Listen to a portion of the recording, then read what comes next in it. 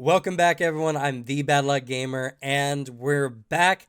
And if you did not watch the last video, which I recommend you do, this is my second review video on the artifact archetypes that are found in Treasure Vault. Yes, Treasure Vault has found a way to even make items into archetypes, and I absolutely love it. And the archetypes in this book are very interesting. Now, there's only two in the book so far, but I think they set an interesting precedence going forward. And honestly, getting an archetype as a loot option is really, really cool. So last time I talked about the Ursine Avenger Hood, which is a very interesting, martially focused bear archetype. You turn into a bear, you do bear things. Really, really cool. Today, we're talking about the Spellcaster version, and we're going to be talking about the Gelid Shard. Now, the Gelid Shard is an archetype dedicated to frost and ice magic, and slowly but surely turning your character into a cold, unfeeling mage, I guess, is the best way to put it. But we're just gonna go ahead and get into it. I'm not gonna chew the fat too much with you. Let's just get into it. So the Gelid Shard, what it is a shard that you just shove into your heart. Yes, you take an ice shard, shove it into your heart. Unlike the Ursine Avenger Hood, this one does not have a worn slot, so it just goes into you. And I guess I should also preface what an artifact archetype is. So an artifact archetype is a archetype that you get when you get access to a unique artifact. Artifacts are incredibly powerful magical items. And not only that, but once you invest in an artifact archetype, you cannot ever really invest in any other artifact archetypes until you destroy the artifact that you have, and then you lose all the abilities, and you would have to, instantly. It does say in the rules that you instantly retrain into any feats that you have access to. Now, artifact archetypes are also meant to be used with the free archetype bonus rule. I highly recommend this one, and they do give some stipulations that might help balance it out. Like, for instance, your players might be able to only pick up a singular archetype or a theme of archetype. I just keep mine. Any non-multi-class archetype can go into the bonus archetype slot.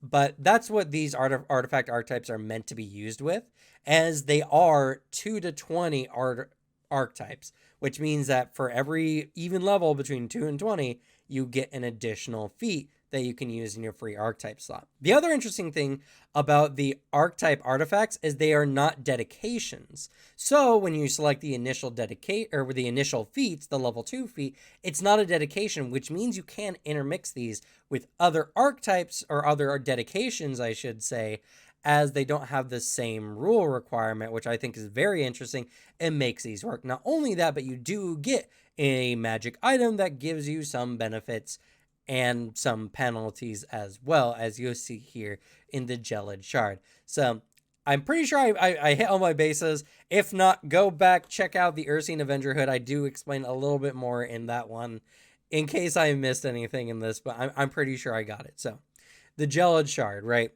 You shove it into your heart. Now, this does prevent you from feeling, as it slowly solidifies your heart and makes you unfeeling. So whatever bonuses you get from emotion-based effects, you reduce those bonuses by 1, and then at level 10, you reduce those bonuses at 2, as the more powerful you get, the more the shard takes hold in your heart. This also increases the difficulty of all make a request, make an impression, or diplomacy-like checks in that similar vein by +2 as well, making them slightly more difficult. Not so much more difficult. I feel like your character, if they were charismatically built, could do them. It just makes them a little bit harder. Just something to mention here as well. Now, you do get some benefits from this. You do resist cold damage equal to your level, which is really good, actually. And not only that, but you get a +2 status bonus to all saves against emotion effects. Now, this is very interesting. It's a status bonus. This does mean that if you have any items or anything that give you an item bonus against status effects in general, or magical effects, they do stack, which means your character can be incredibly hard to emotionally manipulate, which is the point of the Gelid Shard altogether. Now, similar to the Ursine Avengerhood, this one also comes with an interesting way of how you destroy it. Now, artifacts are powerful items, and they cannot be destroyed in normal fashions. In fact, it takes immense powers like a wish spell, and even then, most of the time, it's not even a wish spell is enough.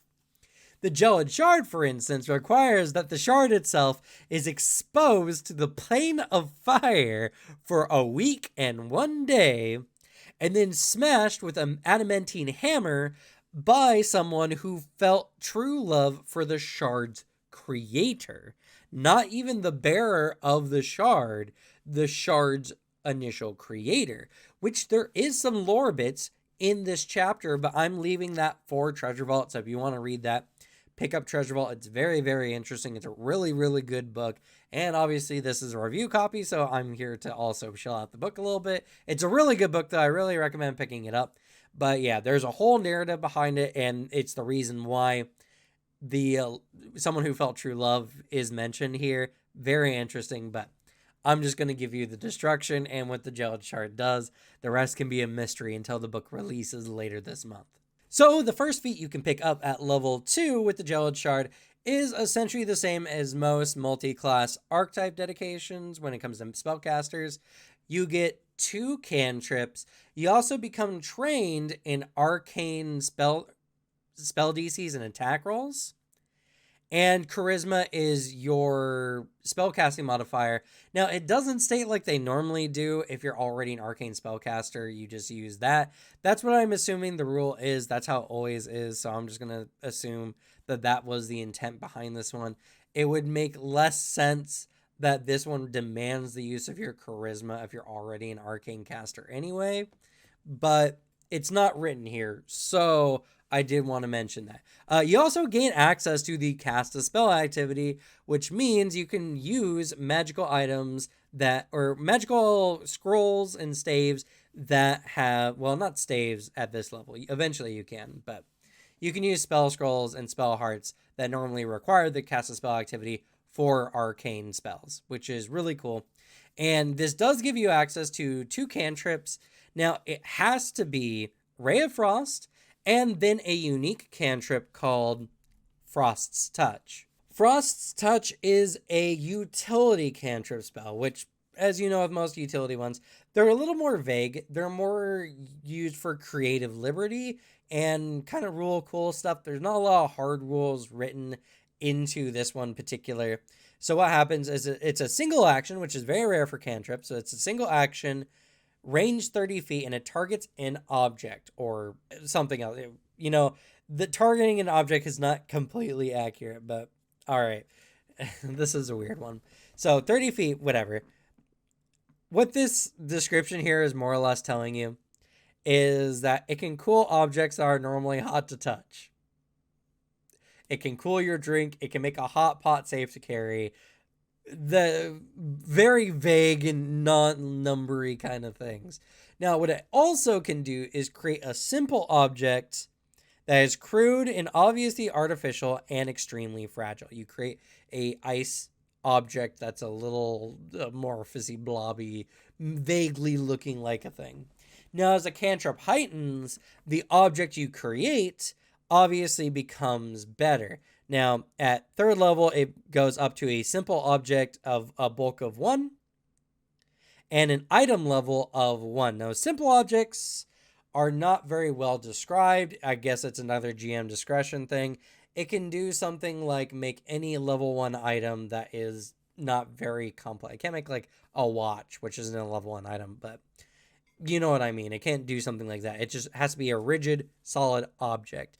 Now, at 3rd level, at 5th level, it's up to 4 bulk and an item level of 4. 7th, it's a 8 bulk and 8th level item. And at 9th level, you can create a 20 bulk item of no more than 12th level, item level.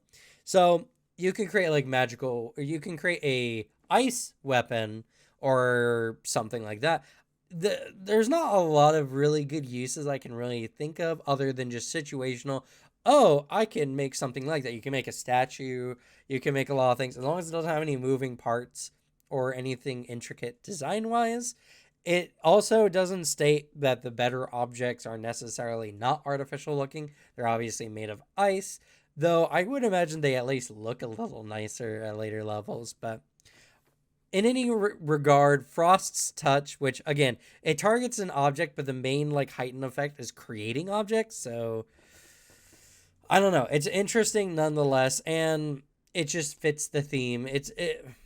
I wish they made something a little bit more functional, but in any regard, it's interesting. And of course, you get Ray of Frost, which is a really good attack cantrip anyway, so I can't be too mad. At level 4, you get Snowcaster, which is the same as most other basic spell casting for the multi-class archetypes. Essentially, you get access to, I think it's spell levels 1 through 3 or 1 through 4. I can't remember. You get them as you level up. You gain a spell slot each time the basic benefits allow you to, and whenever you get a spell slot in this way, you add an appropriate level arcane spell with the cold trait. There are not a lot of cold trait arcane spells, which is very strange. Lore wise, it makes sense that this is an arcane spellcasting essentially archetype. I would have gone with Primal because I figure they will have more cold spells, but here we are. So it has to be a cold spell arcane, and whenever you get a new slot, it has to be another cold arcane spell. Though I did mention this before, but when you picked up this archetype dedication or this artifact archetype, you become a repertoire caster.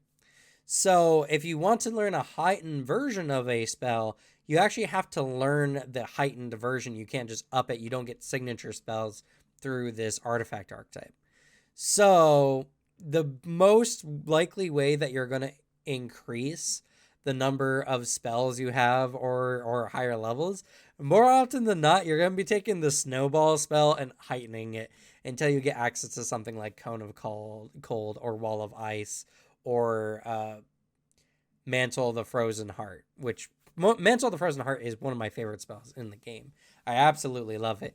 But regardless, it's really cool. You get spell slots, you can cast ice spells, and as you level up, you'll get more spell slots up until I think 8th level, which we'll get to here in a little bit, where you get the next one.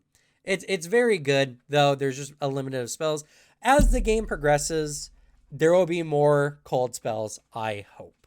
But actually, Rage of Elements is coming out later this year, so I guarantee there's going to be more cold spells later this year. So hopefully that will give some more spells for this artifact archetype.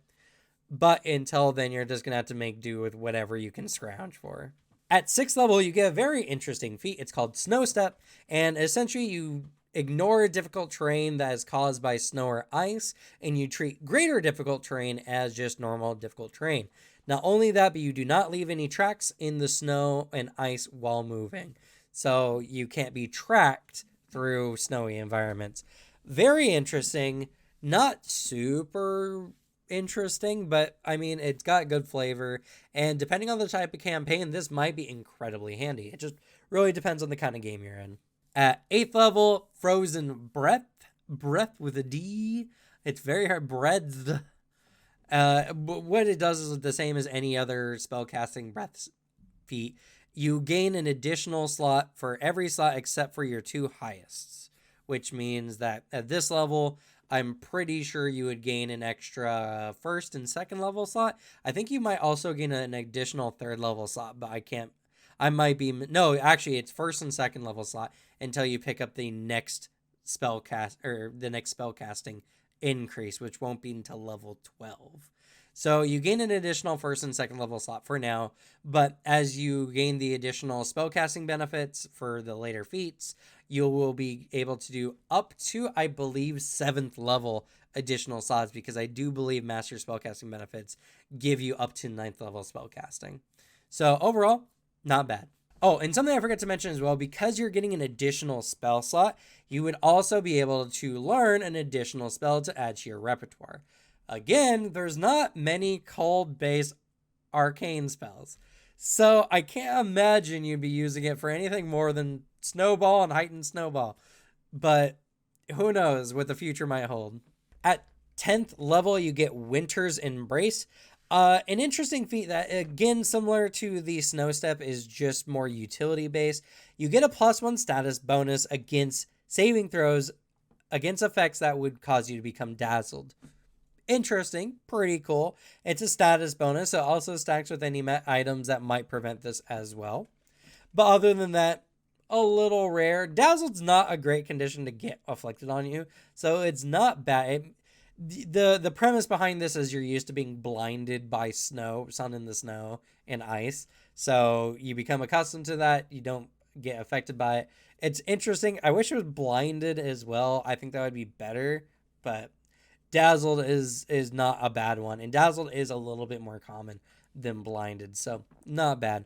The other benefits are snow does not give enemies concealment to you, and you also become immune to the effects of severe cold and also severe heat.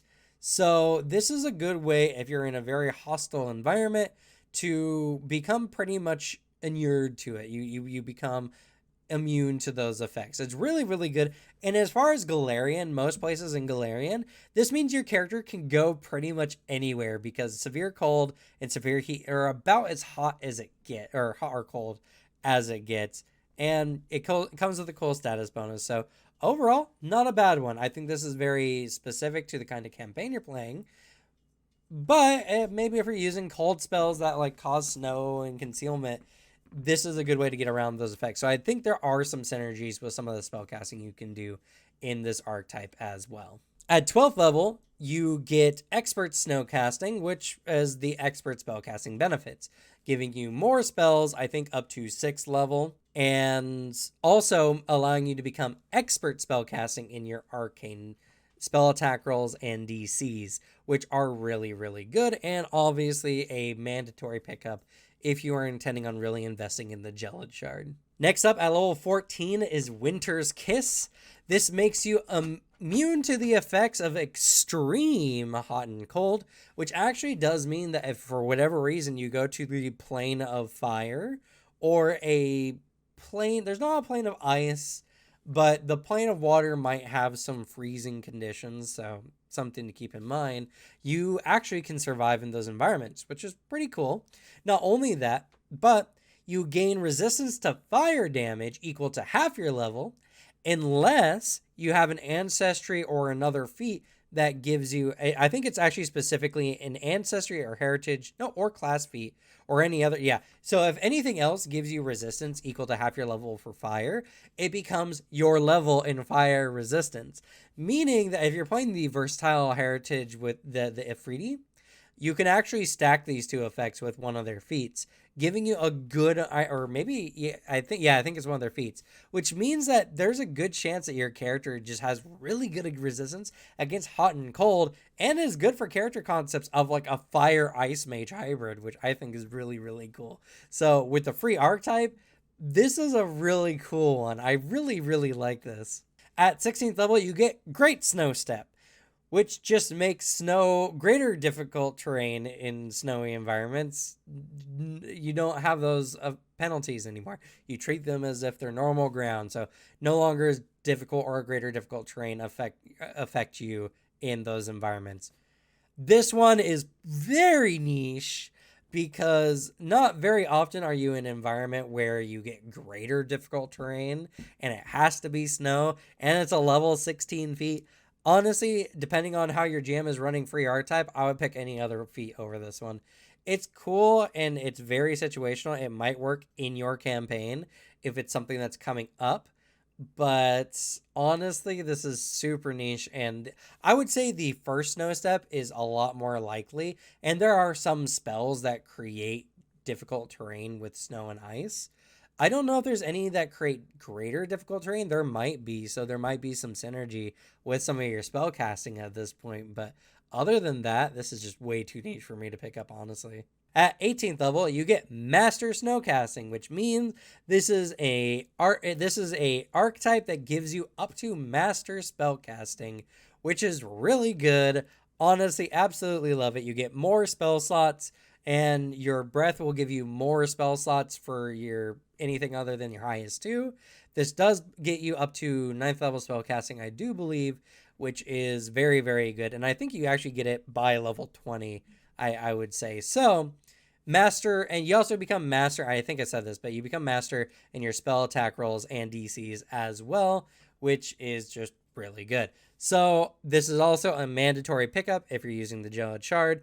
And honestly, at this point, you're as good as a spellcaster as most spellcasters in the world of Galarian, or actually better than most. You just have a little less spell slots.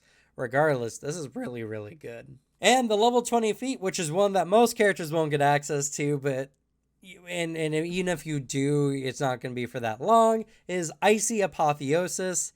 And if it's cold, you just ignore it, more or less. You become immune to cold damage, which, by the way, this is one of the very few, if not like less than 3. I don't even know.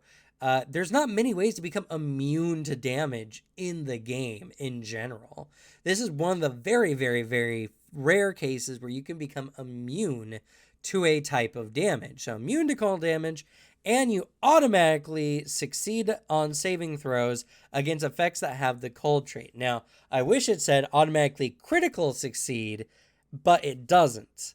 So I guess rolling, you would still get the chance of critically succeeding against them. Automatically succeeding on saving throws isn't necessarily that good if you could crit succeed. So I would say, rule-wise, is you would roll, and no matter what, at minimum, you're going to succeed the check, which is really good. For a level 20, I don't think this is as good as the Ursine Avenger one, which gives you 5 fast healing, which I think is much more common and much more relevant. Regardless, this is very thematic for the Gelid Shard, and like I said, there's not many ways to become straight up immune to a type of damage, at least on the player side. So this is a really good feat to pick up just for that fight alone. Ice Dragons be damned. You now own any Ice Dragon because they are just not going to be able to damage you with most of their effects besides their brute strength, which I mean is still really good. But regardless, this Archetype dedication works best for a Spellcaster. I think there's a lot of things that work, or not Archetype, Artifact Archetype works best with spellcasting, obviously, but any character could pick this up just to get additional spellcasting added to their kit. All you need is a good charisma, which means a swashbuckler is pretty much made for this in a sense. There's just a lot of ways that I think this particular artifact archetype can work with more types of characters than like the Ursine Avenger Hood, which mostly is just martially focused. Regardless, this is a perfect augment for spellcasters, and there's a lot of really cool builds I can see using this artifact specifically. So that's going to be it for the artifact archetypes included in Treasure Vaults. I am very excited for this new precedence for archetypes in the game. I can't wait to see which other ones they might come out with in the future. And also it makes some loot choices very interesting. So I do really, really like this one. I think that also, more reasons to use free archetype is always good. So, good on Paizo for being like, hey, look at this free rule. That's just really, really good. I like both of these. The Gelid Shard is very, very cool. The Ursine Avenger Hood is also amazing. I think that this is game changing for a lot of reasons, not only just for these archetypes, but in general. Treasure Vault is an amazing book that has so many really good items in it and is going to be game changing for players in general. Now, once the embargo is kind of done, I'm going to be doing some tier lists or some top 5s on some magic items to help players kind of parse through the multitude. There are a lot of items in the game now, and it might be hard making some decisions. So I'm hoping in the future, when the embargo ends and we can just talk about Treasure Vault as much as we like, that I can add some top 5 lists that can, of course, help you out with those choices. And I'm very excited to be doing that. But we'll have to wait until a little later this month. That's going to be it for me. Thank you all so much for watching. Good luck with your games. Leave the bad luck to me. And I'll see y'all next time. And also, don't forget to hit the subscribe button. I forgot to do my plug. Oh well. Bye.